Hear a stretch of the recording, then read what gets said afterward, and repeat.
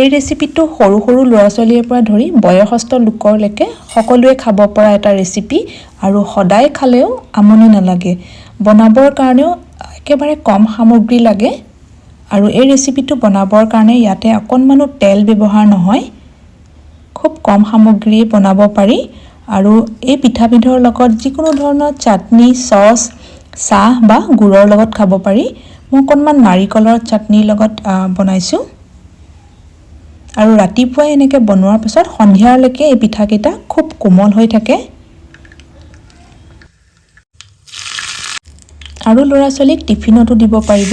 মই অকণমান নিমখ দি বনাইছোঁ। আপোনালোকে যদি মিঠাকৈ বনাওঁ বুলি ভাবে ইয়াতে অকণমান গুড় বা চেনি দিব পাৰিব আৰু গোটেইখিনি খুব ভালদৰে মিক্সিত এনেকৈ পিচি ল'লে পেষ্টটো খুব মিহি হয়, তেতিয়া পিঠাকেইটাও খুব কোমল হয়।